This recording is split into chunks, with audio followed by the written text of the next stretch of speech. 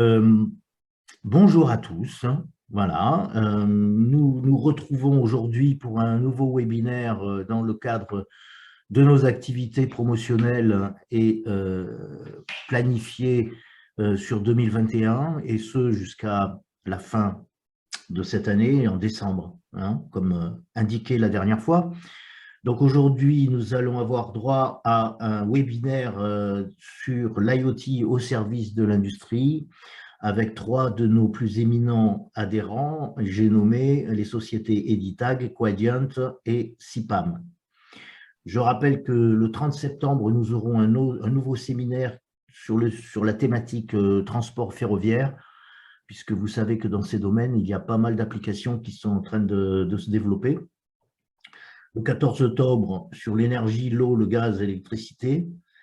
Le 28 octobre sur la géolocalisation, le 18 novembre sur la blanchisserie industrielle, le 25 novembre sur la sécurité des données et le 9 décembre sur le retail et la grande distribution. Donc, voilà un petit rappel que vous retrouverez sur le site de connectwave.fr, bien entendu. Donc, vous êtes sur Zoom. Bon, maintenant, je pense que vous devez être habitué à manipuler l'interface. Comme je le répète à chaque fois, vous avez en bas un onglet, hein, vous vous déplacez, vous glissez la souris parce que des fois, ça ne s'affiche pas en permanence. Vous avez un onglet Q et R hein, qui signifie questions et réponses. En cliquant dessus, je vous invite à poser vos questions et qui seront traitées à la fin de chacune des interventions au fil de l'eau. Et je pense que soit chaque intervenant aura à cœur de vous répondre. Sur un autre onglet qui est juste à côté, qui s'appelle Discussion, et alors là, vous pouvez mettre toutes vos observations et ou commentaires liés à ce webinaire. Et d'ailleurs, je demande à nos invités qui viennent de se connecter de me dire tout simplement si ils entendent bien et ils voient bien l'écran, histoire que cela nous rassure, moi-même et Mélanie, bien entendu. Voilà. Merci de dire oui, OK, ou juste un signe pour que nous soyons rassurés sur la communication. Bien, apparemment, ça a l'air de bien fonctionner, j'en suis ravi. Alors, il y a déjà des questions? Ouais, ah oui. Voilà. Donc ça, c'est des gens qui utilisent l'onglet questions et réponses à la place de discussion. Mais c'est normal, c'est pas très clair. Bon, bien, sans plus tarder, puisque nous en avons pour 1 heure à tout casser, comme ça vous pourrez aller déjeuner tranquillement à peu près vers 12 heures et plus ou plus si affinité, s'il y a des questions qui se poursuivent. Je vais donc laisser la parole à Frédéric Pitou, qui est le président fondateur de la société Editag, si je ne me trompe pas. Tout à fait. Bonjour à toutes et tous. Merci Philippe. Donc, est-ce que vous voyez mon écran qui s'affiche? Tout à fait, Frédéric. Nous le voyons, donc tout le monde le voit. Maintenant, tu pourrais passer en mode visualisation. Je passe. Voilà, impeccable. C'est parti. Bon, donc rebonjour à toutes et tous. Donc effectivement, Frédéric Pitou, je suis le PDG d'Editag. Nous sommes fabricants de solutions IoT. Donc une brève introduction sur qui sommes-nous. Donc, nous sommes une PME industrielle. On a plus de 15 ans d'expérience en RFID et IoT. On a des solutions innovantes qui sont déployées sur des usines au niveau international. On est un fournisseur de confiance et on est au service de l'industrie manufacturière, qui sont les cas d'usage dont je vais vous parler dès à présent. On a bien entendu, enfin non pas bien entendu, nos produits sont made in France, on insiste là-dessus. Et comme vous le voyez au niveau de nos segments d'application, en fait partout il y a un flux de production de manière générale, on a des solutions. Les solutions que l'on propose sont autour du domaine donc, du pilotage des flux, avec des solutions dédiées au kitting, à la préparation de commandes, à la gestion d'encours de production et la localisation avec un suivi automatisé, des solutions de réapprovisionnement, de stock de bord de ligne, de Kanban, d'optimisation de la tournée du laitier, et puis on ajoute une dimension étiquette électronique et zéro papier dans nos solutions. Donc là, je vais zoomer sur deux de ces cas d'usage. Auparavant, il semble important juste de rappeler pourquoi nos clients industriels déploient nos solutions.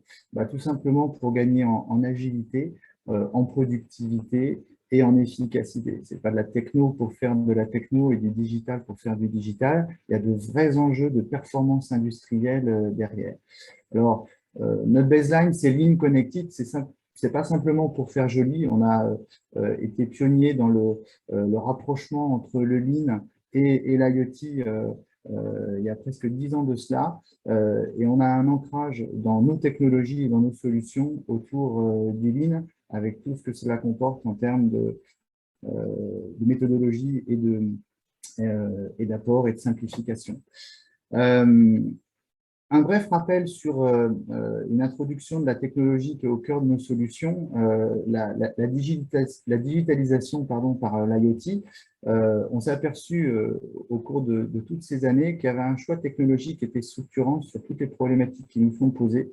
Et ça, vraiment, dans 100% des cas, c'est est-ce qu'on va choisir une technologie passive, type RFID, ou des technologies actives. Et on s'est aperçu en fait qu'on avait besoin des deux technologies, mais pas forcément en même temps sur le cycle de vie ou sur le processus. Et c'est comme ça qu'on a inventé la technologie Moontag. Donc, rapidement, Moontag, c'est une technologie IoT qui est multistandard, qui est brevetée, qui est basée sur une étiquette RFID, ce qu'on appelle un Moontag ID, qui est un identifiant RFID d'un emplacement, d'un objet, d'un contenant, et d'un Moontag Sensor qui va venir tout simplement se clipser sur et interagir avec l'identifiant RFID. Et ça, en fait, ça donne ce qu'on appelle un Moontag. C'est le premier objet connecté qui est hybride, qui est à la fois passif et actif, et qui est utilisable sur une infrastructure locale privée ou opérée type LoRaWAN. Alors, on n'a pas un seul type de Moontag, on a en fait toute une famille, toute une gamme complète de Moontag qui viennent se clipser sur un identifiant RFID selon le périmètre d'usage. Alors ça donne lieu finalement à avoir un IoT qui est hybride avec des bénéfices qui sont tangibles. Vous voyez là une petite vidéo qui vous montre en action ce que ça peut donner sur un cas d'usage en peak to light. Donc on a un Moontag ID qui est sur un emplacement et un Moontag Sensor qui est clipsé à la demande lorsqu'on est en phase opérationnelle. Ça permet, de diminuer le coût de la solution parce qu'on met des sensors là où on en a besoin, sinon on utilise simplement un tag RFID, un tag ID, un bag vide, on n'a pas besoin de mettre un tag sensor, par exemple. Ça permet également de faciliter et d'optimiser le coût de maintenance parce qu'on a un enrôlement du sensor qui est totalement automatisé. C'est une opération critique, ça, dans toute technologie IoT, toute solution IoT active, l'enrôlement. Et avec Moontag, l'enrôlement est facilité, automatisé. Ça permet également, en fait, d'avoir toute une famille de sensors qui est adaptée au cycle de vie de l'objet et donc finalement de répondre à plusieurs cas d'usage avec une seule et même solution. Donc ça booste le ROI parce qu'on répond à plusieurs problématiques. Et enfin, ça permet d'utiliser la RFID notamment pour ce qu'elle sait faire de bien et notamment la gestion de parc grâce à la RFID. Alors, je vais aller vite, donc on va zoomer sur quelques cas d'usage. Un premier cas d'usage, c'est le pick to light, la préparation de commandes et l'expédition. Donc, du pick to light, c'est quoi? C'est une solution de guidage donc, des opérateurs par une indication lumineuse. Donc, ça permet, c'est utilisé dans un process de préparation de commande ou de kitting en bord de ligne, sur une zone de production ou au poste de travail. C'est utilisé sur un lieu de stockage, un lieu de production. Pourquoi on met un système pick-to-light? Généralement, on met un système pick-to-light pour augmenter la vitesse et la qualité de la préparation, pour réduire les temps de recherche, et puis pour aider les opérateurs en simplifiant, on a un petit côté ligne là, et puis supprimer le papier. Donc, les écueils des systèmes pick-to-light classiques, c'est quoi? Ce sont des systèmes filaires, donc ce sont souvent des installations lourdes avec du câblage, une intégration de système qui est complexe. Ça pose des problèmes de fiabilité, parce que des risques de rupture de câble, de faux contact, et puis un diagnostic et une maintenance qui peuvent être fastidieux. Et quand on parle d'agilité, la reconfiguration des zones, elle est difficile avec un système câblé. Il y a des systèmes sans fil qui existent, mais ils ont souvent une portée radio qui est limitée, une durée de vie de pile qui est faible. S'il faut changer la batterie tous les 3 mois, ça pose un problème. Et puis, ça peut poser des problématiques de latence de transmission quand on a notamment des cadences de picking qui sont élevées à l'instar de ce qui se passe dans l'industrie automobile. Alors, le pick-to-light avec EDITAG, il est facile. D'une part, on réduit, et ça, c'est prouvé, c'est des retours clients que l'on a, on réduit de 90% les temps d'installation et on couvre tous les cas, industrie et logistique. Alors, c'est facile à installer et à configurer parce que c'est un fonctionnement sur radio et batterie, zéro câblage. C'est facile à personnaliser en termes d'affichage d'écran, de scénario de travail. C'est facile à intégrer dans l'existant avec l'architecture de la solution qui permet une intégration qui est très simple via des connecteurs standards. C'est facile à maintenir parce qu'on a un enrôlement automatique des sensors grâce notamment à la technologie Moontag. Et puis, c'est facile à faire évoluer parce qu'on a une gamme complète de Moontag, avec des équipements par proximité, par exemple, des équipements par appui-bouton, des extensions de fonctions vers de l'andon, vers des chariots de préparation. Et puis, c'est ligne parce que seuls les emplacements qui sont utilisés ou actifs sont équipés d'un Moontag Sensor. Donc ça permet de réduire le nombre d'emplacements équipés de pick-to-light de 10 à 15% selon les organisations. Et enfin, ça a une autonomie de plusieurs années. C'est de la haute disponibilité. Quand on est dans l'industrie automobile notamment, non seulement on supporte de fortes cadences, mais c'est un process qui est critique. Si le picking s'arrête, la ligne d'assemblage peut s'arrêter. Donc la notion de disponibilité n'est pas un vain mot. Voilà. Donc, un témoignage client, on est solution de référence auprès du groupe Stellantis. Donc, auparavant, on avait besoin d'un week-end entier de techniciens, de prestataires pour le câblage et la reprogrammation. Maintenant, un changement de configuration est fait en 2 à 3 heures, voire même certains changements sont faits pendant les pauses de production. Voilà. Donc là, c'est un premier cas d'usage. Un deuxième cas d'usage, où là, on va se focaliser toujours sur une problématique de flux matière, mais sur des encours de production et de la localisation et du zéro papier. Donc là, si on fait la wishlist, la responsable production logistique, c'est un peu une compilation de tout ce qu'on retrouve. Avoir une vision temps réel de l'état de la production, les emplacements, des indicateurs, supprimer les temps de recherche de matériel et d'encours, connaître tous les détails des process, notamment les temps intermédiaires, parce que si on veut améliorer, si on est dans une démarche fine, pour pouvoir améliorer, il faut mesurer.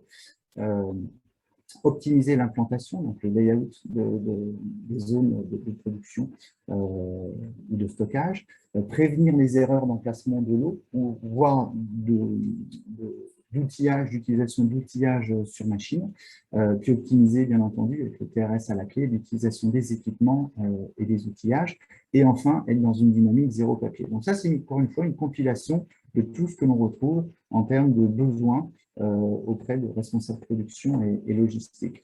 Alors, ce sont des besoins qui sont communs de manière cross-sectorielle, simplement, bien les environnements sont différents parce que les flux sont différents, parce que la taille des zones est différente, les implantations, le nombre de zones à couvrir, et puis quand on parle de localisation, les besoins en termes de précision sont différents.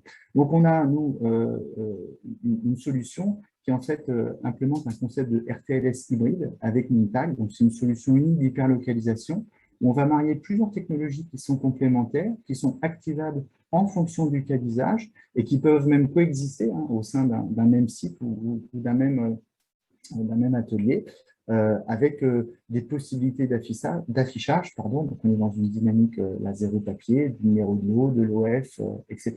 Donc, on va utiliser des technologies type RFID, des technologies de zoning avec des produits comme le M-Zone et des technologies de triangulation.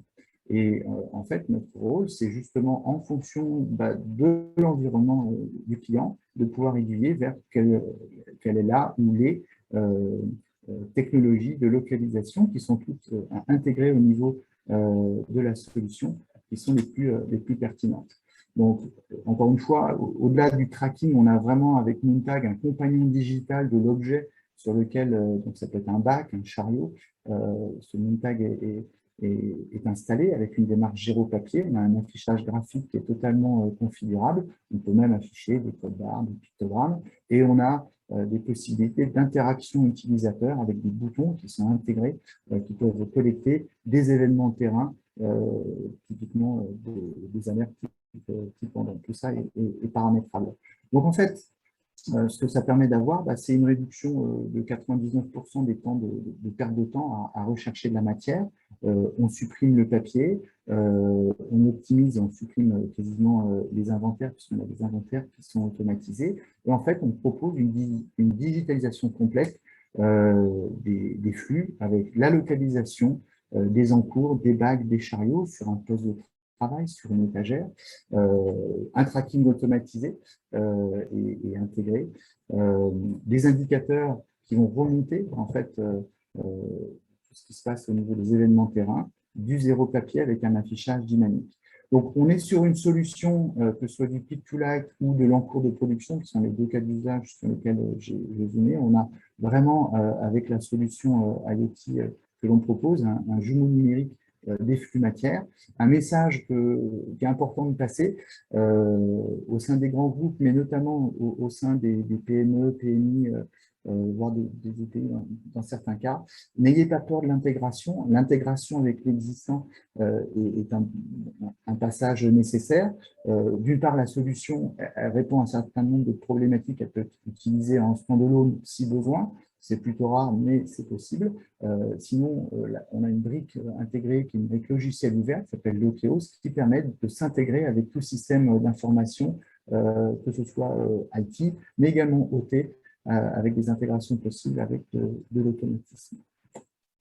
C'est une solution qui est conçue pour et qui est accessible au niveau des PME, puisque le tissu PME est quand même, et PMI est un enjeu pour la digitalisation de l'industrie en France. Voilà, j'en ai terminé. Je vous remercie. Je suis, je pense, dans le timing et je suis disponible pour répondre à vos questions. Bien.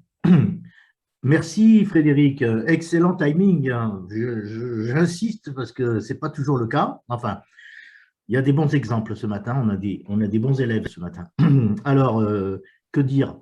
Bon, je ne vois pas de questions qui ont été saisies par le public.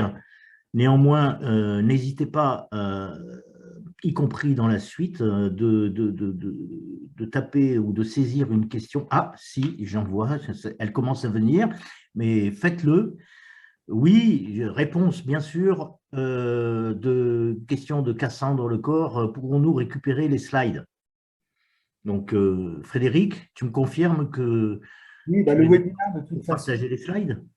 alors, les slides, oui, le webinaire sera de toute façon, il est enregistré, donc Oui. il sera visualisable offline. Et oui, on peut effectivement, on aime bien échanger, nous, avec les personnes pour pouvoir avoir une approche qui est dédiée en fonction de l'environnement, du cas d'usage, de la problématique qui est posée. Donc, mais oui, il y a du matériel slide qui sera récupérable. N'hésitez pas, vous avez mon adresse email, donc n'hésitez pas à m'envoyer un email et ce sera avec plaisir que on vous adressera la présentation. OK. Bien, très bien Frédéric. Oui, j'avais peut-être que je ne l'ai pas indiqué à tout le monde, mais à tous les participants là aujourd'hui. Effectivement, ce webinaire, comme tous les autres, sera publié sur la chaîne YouTube de ConnectWave, facile à trouver sur YouTube, et vous pourrez y accéder comme bon vous semble. Voilà. Donc, sans plus tarder, je vais donner la parole à notre ami Nicolas Comines de Quadient. S'il te plaît. Frédéric, tu peux désactiver ton partage d'écran. Et j'en profite pour vous saluer toutes et tous et vous remercier. Merci Frédéric. Parfait, parfait. Bonjour tout le monde. Je vais juste configurer pour partager mon écran. Tac.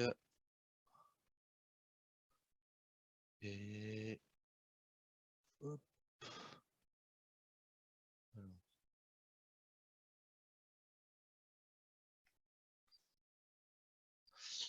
Est-ce que vous voyez bien mon écran? Allô? Oui, c'est bon, c'est parfait. Ah d'accord, je croyais que j'étais tout seul. Ok, parfait. Ben, bonjour tout le monde. Je suis donc Nicolas Cosmides, Key Account Manager Traçabilité chez Quadient. Aujourd'hui, j'ai souhaité vous montrer un cas pratique, je pense que c'est plus parlant, pour vous montrer un peu les enjeux de la traçabilité dans l'industrie et bien sûr un peu ce que nous avons un peu l'habitude de faire. Nous allons parler de pilotage d'activité et vous montrer comment, à travers un cas pratique, nous avons mis en place donc un suivi de la maintenance d'outils dans un environnement donc, de production. Nous sommes donc notamment intervenus chez un client dans l'aéronautique, donc un secteur qui est très exigeant, comme on le sait tous, où il est nécessaire d'être très réactif, très proactif surtout, et pouvoir intervenir dans les plus brefs délais. Donc, comment nous avons procédé? Dans un premier temps, nous avons réalisé donc un diagnostic. Nous avons passé un peu, si je peux dire, au peigne fin les process du client afin de repérer en fait les différents moments clés dans la production. La solution avait 4 objectifs. Elle devait tout d'abord détecter immédiatement la demande sur le terrain. Ça, c'était le plus important, provenant donc d'un opérationnel qui déclare, par exemple, une panne sur un outillage. Connaître, bien sûr, la localisation de la panne, à quel endroit sur le terrain il y a eu cette panne, donc au total 36 points de collecte.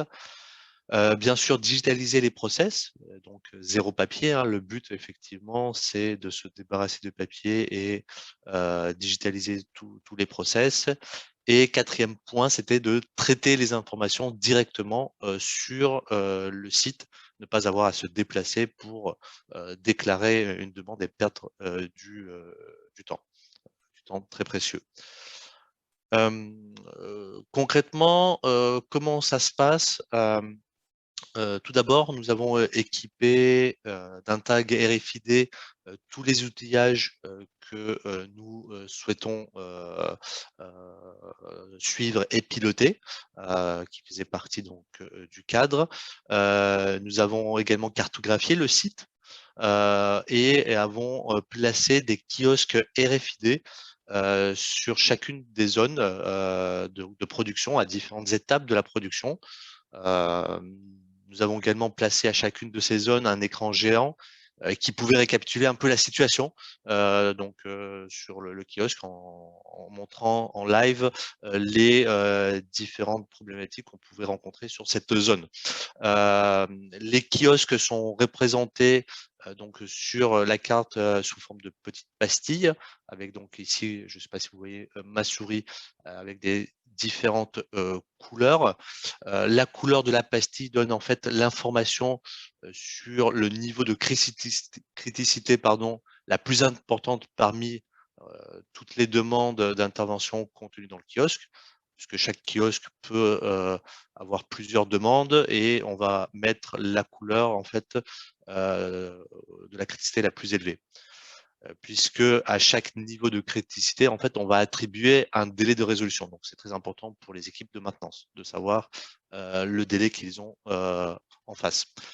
En haut à droite, donc sur la partie en droite supérieure, on peut consulter la liste des outils qui sont défectueux et qui sont à récupérer par les équipes de maintenance et qui sont donc en attente de récupération par les équipes de maintenance. Sur la partie juste inférieure, c'est tous les équipements en fait en cours de traitement, donc qui ont été récupérés et qui sont en cours de réparation. Cette information en fait vous l'avez au niveau global sur tout le site, mais vous l'avez également au cas par cas, donc sur chacun des kiosques. Comme ça, les équipes opérationnelles ont une visu à chacune des étapes de la production, mais également au niveau global. Sur donc les outillages qui sont en attente de récupération et sur les outillages qui sont en cours de réparation. Pour bien comprendre la valeur ajoutée de la solution, il faut comprendre un peu le process.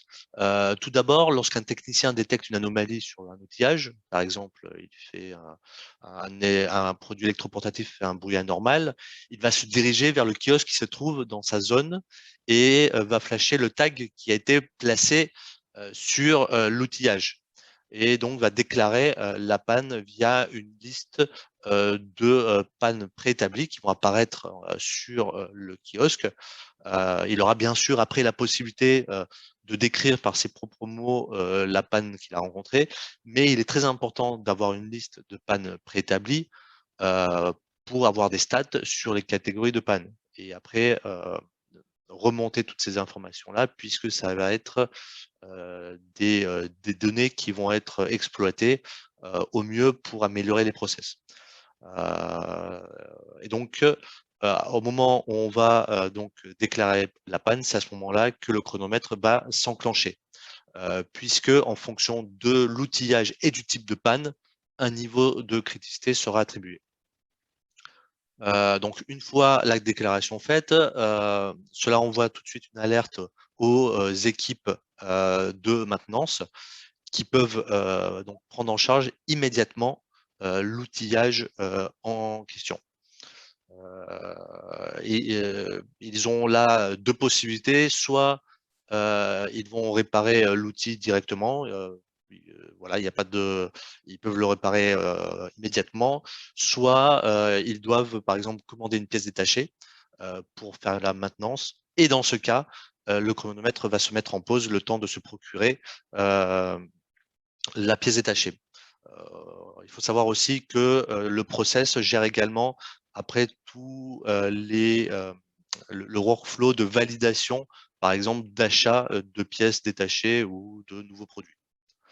Donc une fois l'outil réparé, l'outil passe par le service de contrôle qualité et enfin, dernière étape, l'outil est restitué aux équipes de production, aux opérationnels et bien sûr le chronomètre s'arrête. Donc, toutes ces informations, chaque étape est enregistrée, chaque étape est catégorisée dans le but de retrouver un peu toutes ces informations sous forme de KPI dans un tableau de bord et pouvoir donner de la matière aux équipes pour prendre un peu des décisions importantes. Par exemple, ils vont pouvoir se rendre compte que tel ou tel outil il tombe souvent en panne. Est-ce qu'on doit le changer par une autre marque, par exemple, ou est-ce que on doit s'en procurer plus en stock pour pouvoir répondre à la demande des opérationnels et qu'il ne manque pas d'un outil, ou tout simplement programmer potentiellement les maintenances, s'il y a des maintenances qui doivent intervenir tous les X mois sur un outil. Donc, toutes ces informations-là sont super importantes pour pouvoir faire un suivi derrière.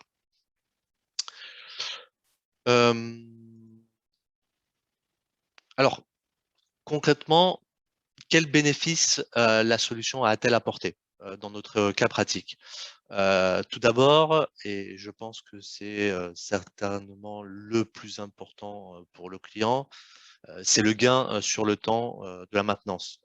Le service maintenance est passé environ de 9 à 11 jours pour réparer un outil à 1 à 3 jours et surtout, et ça c'est aussi super important, sans arrêt sur la ligne de fabrication. Puisque le client, comme l'équipe maintenance, ils ont des délais aussi face à leurs clients pour les commandes qu'ils ont reçues. Et donc, il est très, très important de ne pas avoir des arrêts sur la ligne de fabrication. Deuxième bénéfice, c'est que grâce à la digitalisation des demandes, le client est passé d'une tournée périodique sur le site à des récupérations sur demande. Dès que la demande est déclarée sur le kiosque RFID, directement une alerte est envoyée à l'équipe maintenance et ils peuvent intervenir directement. Et cela évite donc effectivement ces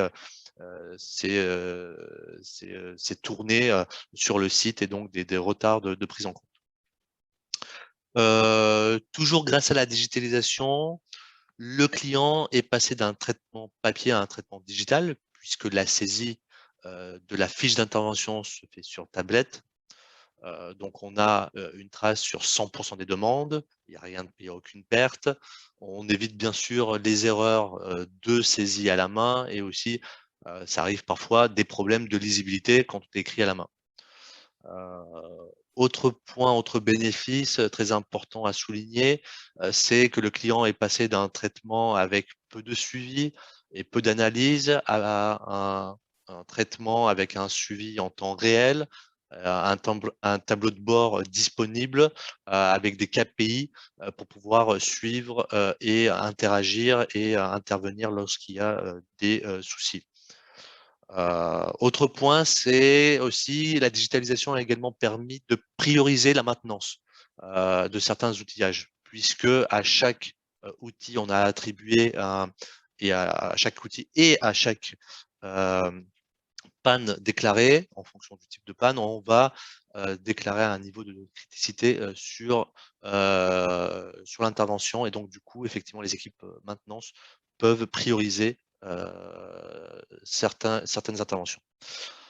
Dernier point, dernier bénéfice, c'est effectivement la capacité à augmenter le nombre de traitements d'outillage. Effectivement, on est passé de 6500 outillages à 8500. Alors ça, c'est effectivement juste indicatif puisque on aurait pu monter beaucoup plus haut sur la capacité si le client en avait la nécessité. En fait, ce qu'il faut savoir, c'est que la digitalisation en fait a facilité, a simplifié le process, il a raccourci les délais, il a permis de prendre conscience là où il y avait des failles dans les process et de les corriger, de les améliorer, voilà, et de prendre en compte aussi ces nouveaux process. Voilà, je pense pour finir, je souhaitais quand même apporter un petit rappel sur qui nous sommes. Quadient Shipping fait partie du groupe Quadient, un groupe français, leader mondial dans les solutions liées au traitement du courrier. Mais avec la digitalisation du courrier, le groupe s'est spécialisé déjà depuis quelques années dans la traçabilité. Oui, Quadient Shipping, ça fait à peu près un peu plus de 20 ans qui distribue et développe ces solutions de traçabilité sur les produits, des traçabilités de colis, des traçabilités de flux de marchandises, sans oublier, hein, bien sûr, sur la digitalisation des process, qui fait partie, une branche importante de nos solutions, dans le but d'aider nos clients à piloter au mieux leur flux. En fait, ce qu'il faut retenir, c'est que Quadient est un intégrateur. Nous savons utiliser les solutions qui sont déjà existantes chez le client, les connecter à nos solutions qui s'intègrent finalement très facilement dans différents environnements. Aujourd'hui, on a vu l'environnement de l'aéronautique, mais ça peut être d'autres environnements. On a travaillé dans l'énergie, dans l'industrie de l'automobile, même dans le e-commerce, chez les transporteurs. Donc, effectivement, nos solutions s'intègrent dans différents environnements. Le but, c'est que nous, on récupère, on puisse capter les informations afin et de les traiter bien sûr derrière, et afin de vous les restituer, et dans le but encore une fois, de vous aider à mieux piloter votre activité, qu'elle soit donc logistique ou transport. Voilà, j'espère que c'était clair. Nous pouvons passer maintenant au petit jeu des questions-réponses s'il y a des questions. Oui, merci Nicolas, c'était parfaitement clair.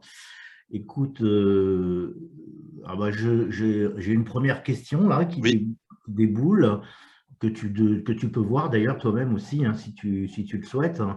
Oui. Mais je vais te l'adresser pour tout le monde.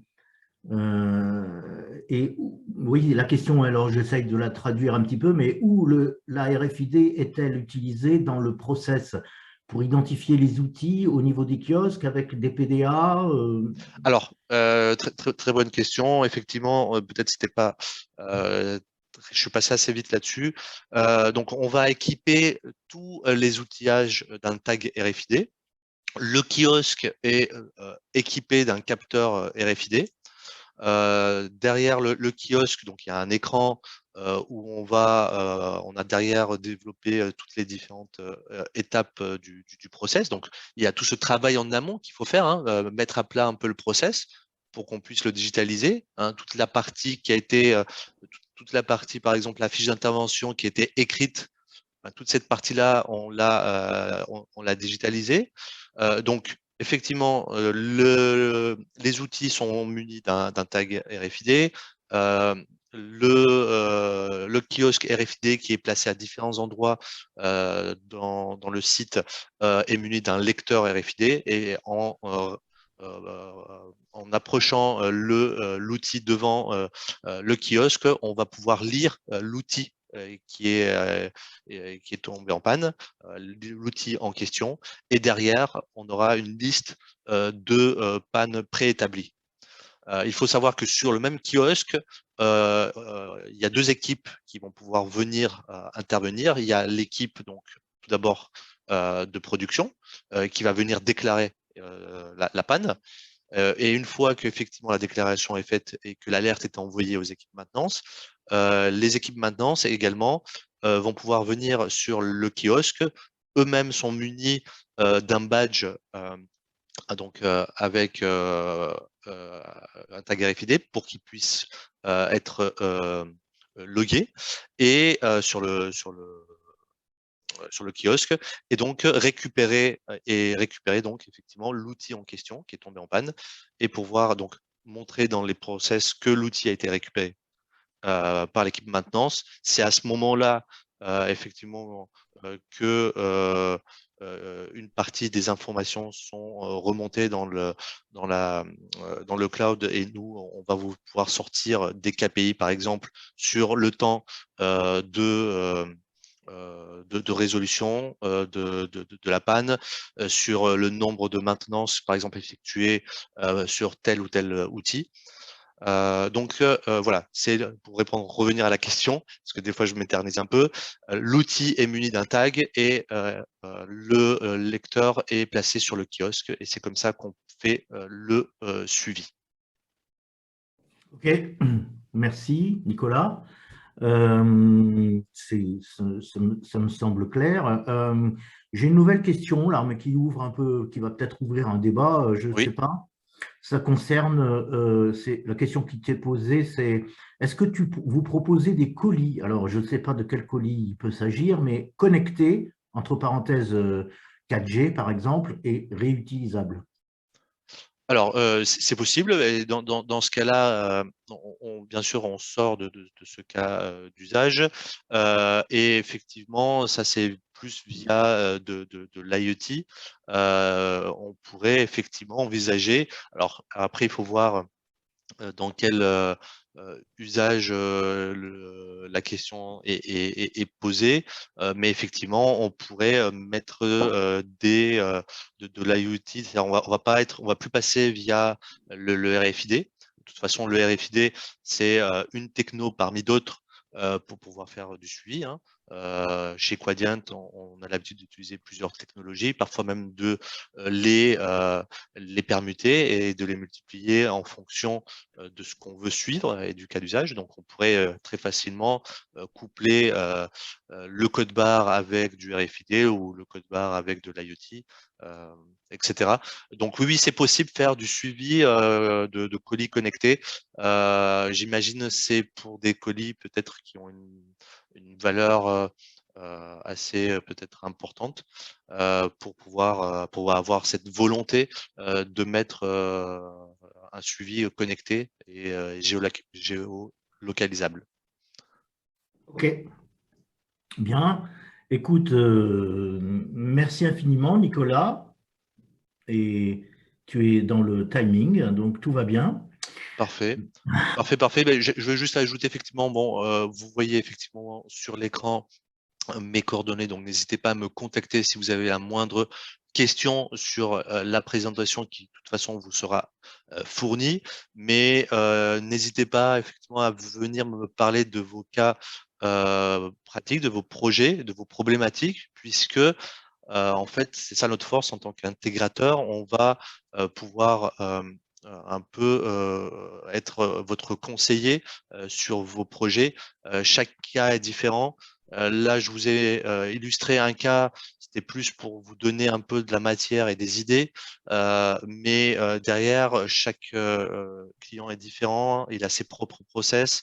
Nous, on peut effectivement digitaliser tous les process et suivre après effectivement les process ou après si on parle de produits, de flux, de marchandises ou autre chose.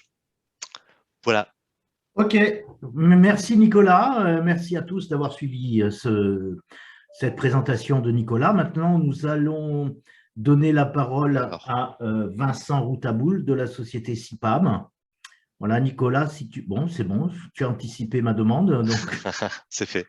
C'est fait, je te remercie. Eh bien, c'est à toi, Vincent. Tu peux partager ton écran dès maintenant.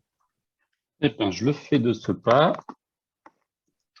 Est-ce que vous le voyez apparaître désormais? Tout à fait. Parfait.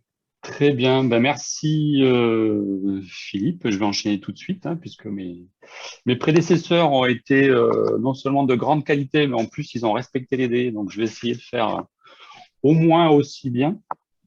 En tout cas, merci de me laisser la parole pour ce webinaire. Alors, CIPAM, je vais vous présenter la société dans pas longtemps, mais ce que mes prédécesseurs ont dit, ce que je voudrais rappeler, c'est qu'effectivement, ce webinaire destiné aux solutions IoT pour l'industrie, il s'intègre dans le concept d'industrie 4.0, donc la 4e révolution industrielle, et qui vise à évidemment améliorer les performances. On en a parlé, hein, mes prédécesseurs ont donné plein d'exemples pour gagner en performance. Ce qu'il faut garder en tête que l'IoT et plus globalement effectivement la transformation numérique est un levier pour aider à améliorer la compétitivité des entreprises industrielles. Et donc CIPAM, je vous ai mis une petite frise chronologique. Nous, l'industrie 4.0, ben, on l'a fait depuis 1993. Alors, à l'époque, ça s'appelait pas comme ça. Mais voilà, depuis cette époque-là et la fondation de l'entreprise, on a vocation à utiliser les technologies d'identification et particulièrement les technologies RFID à des fins de suivi des produits, des biens, voire des personnes en milieu industriel. Et notre métier, c'est de l'intégration. C'est un peu comme Quadient. On a pour but de concevoir des solutions pour améliorer les processus internes dans les entreprises. Alors, on est effectivement là parce qu'on est membre de ConnectWave, dont on est aussi membre du conseil d'administration. Et avant ça, donc Philippe pourra peut-être en témoigner, on était déjà dans l'équipe du CNRFID, qui a été initiée il y a plus de 10 ans, je crois. Il doit y avoir 12 ans maintenant, et qui avait vocation justement à à diffuser de l'information, à faire gagner en maturité tout l'écosystème de la RFID et de ce qui est devenu dans les années 2010 les objets connectés.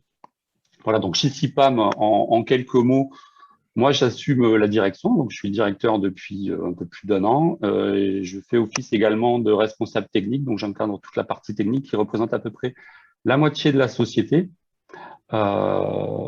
Et on va le voir juste après si je change de slide. Voilà, notre métier, c'est de proposer de la solution sur mesure aux industriels. Donc, comme l'ont dit mes prédécesseurs, ils m'ont facilité la tâche puisque je vais être le troisième à répéter le discours. Pour qu'un sujet de transformation numérique puisse être un succès dans vos usines, on commence, nous, on s'appelle des experts entre guillemets, mais on est des gens qui connaissent un petit peu la technologie. On commence toujours par cette phase d'analyse, de diagnostic, on le verra après, pour accompagner nos clients, pour connaître l'environnement.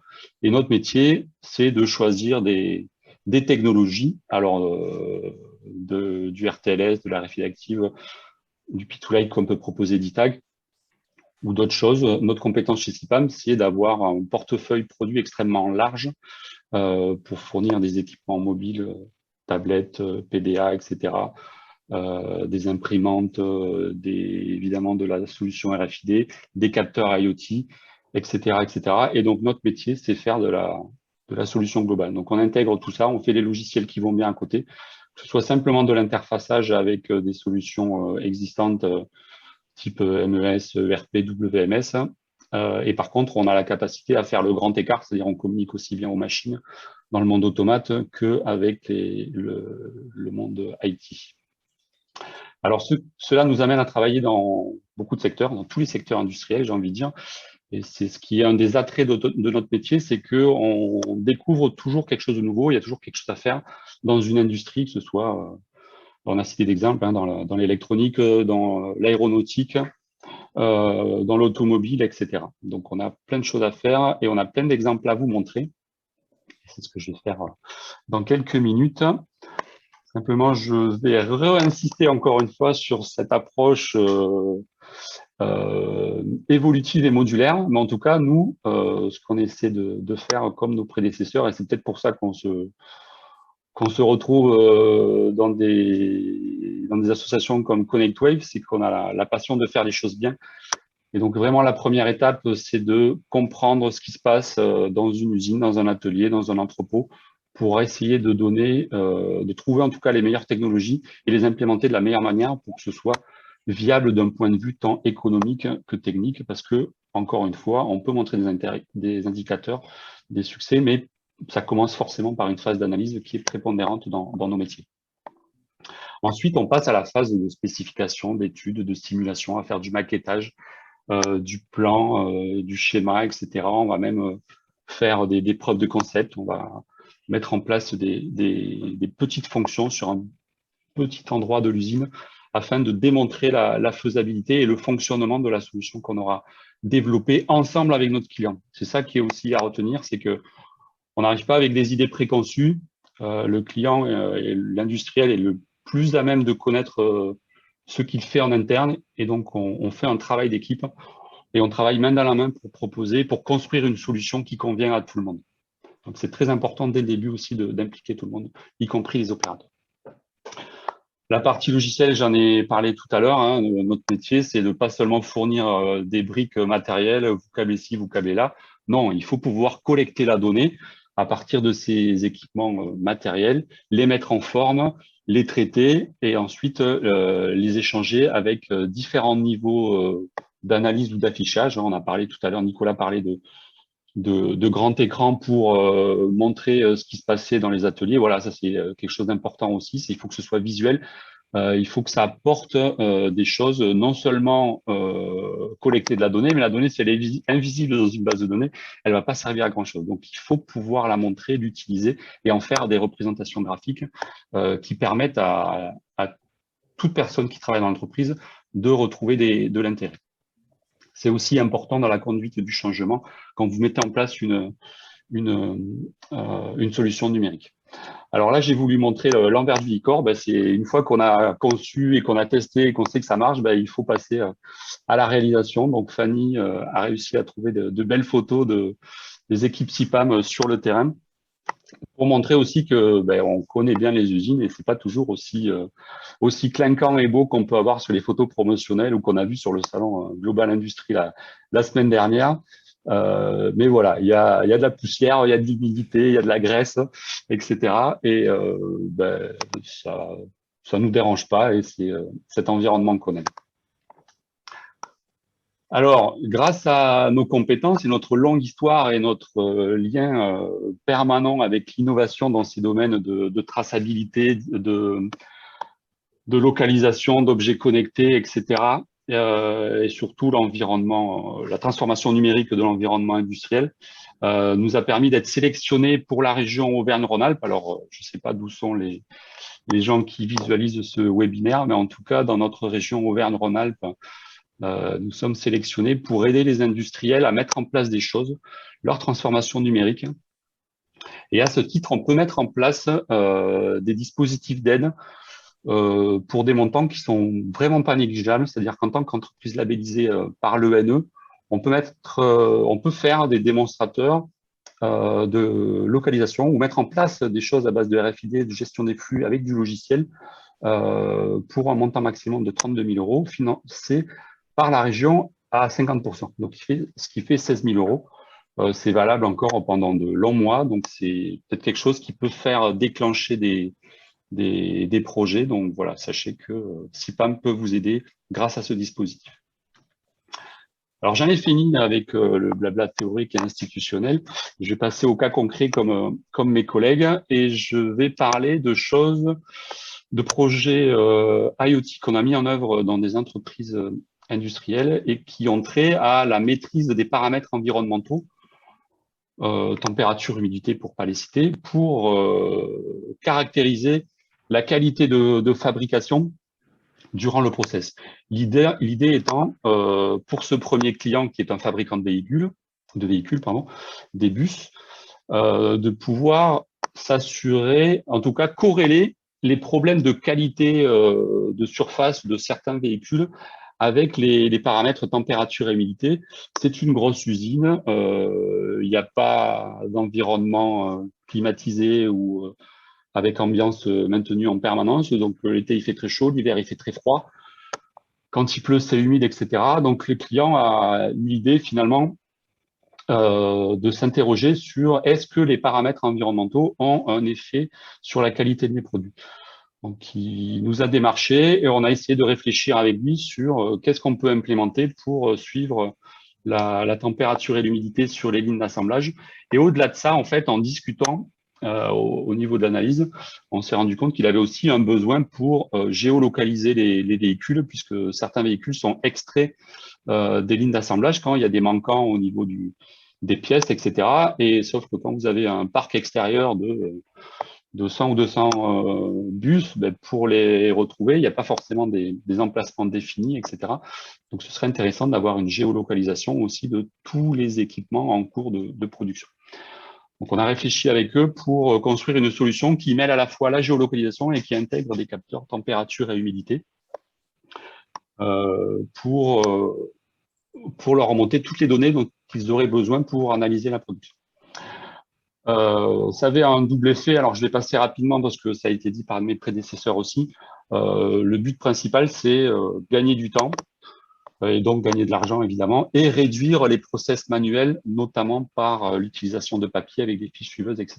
Là, on a un logiciel qui reprend les positions de tous les bus. Donc, en temps réel, à distance, on sait où se trouve chaque bus en production et à quel état d'avancement il se trouve.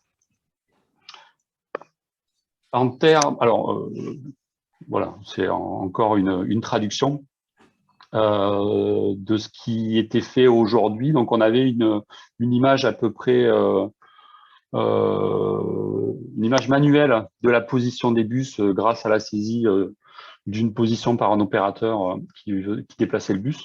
Et donc, derrière, ben, il n'y a plus besoin de manipulation et donc d'action humaine, puisque les tags, les petites balises qu'on met sur les bus en début de flux, permettent de localiser en temps réel à chaque étape et également avoir une coordonnée précise en extérieur de l'emplacement du bus quand il est en attente.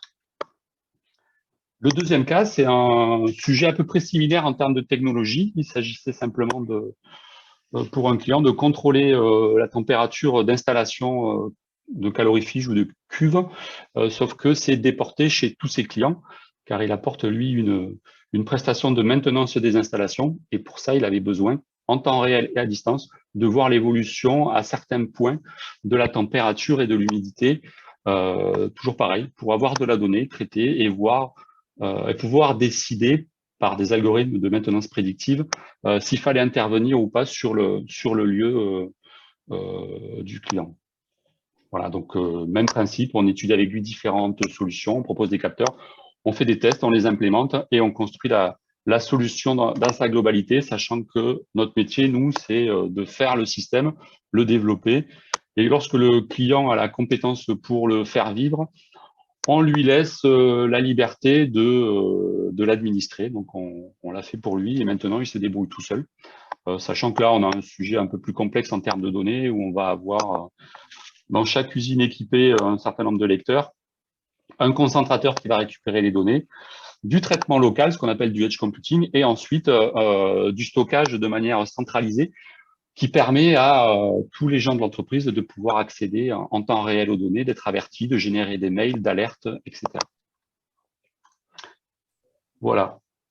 Alors, je vais passer assez vite parce que je vois que le temps passe.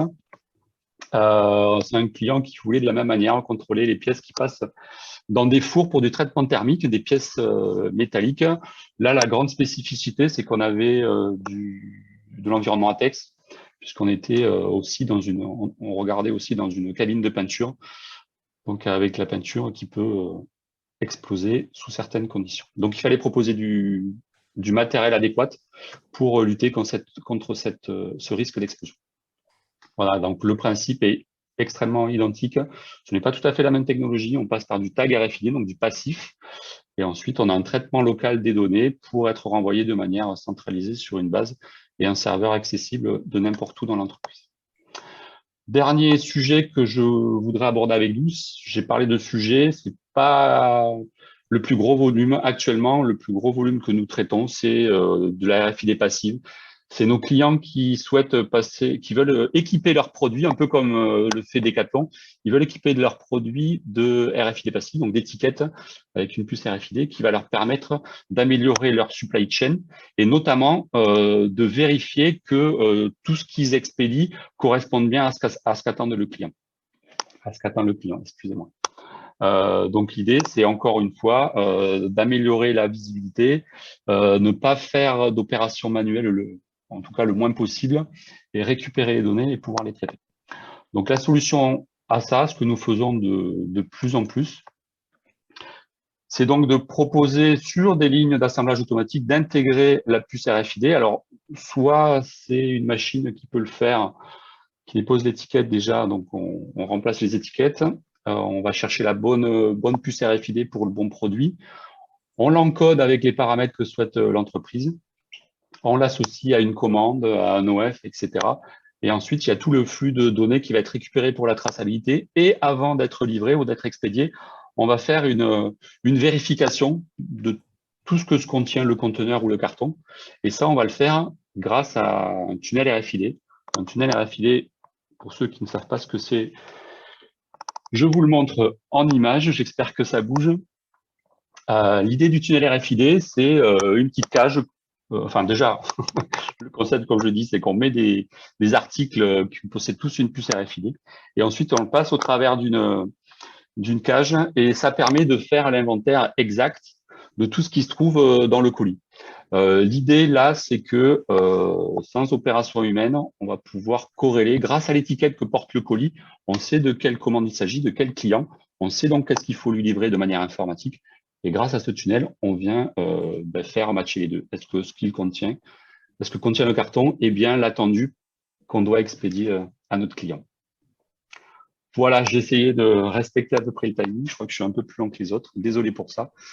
Mais je suis à votre disposition pour toutes vos questions. Merci Vincent, en tous les cas, tout à fait clair. Oui, Merci de revenir sur cette vidéo parce qu'elle est passée un peu vite tout à l'heure là. Parce qu'il y en a plusieurs, on voit en bas le tunnel et en haut, donc le tunnel qui est en incrustation et le tunnel réel. Ok, très bien. Alors, j'ai une question qui est apparue là, qui est apparue. Alors, pour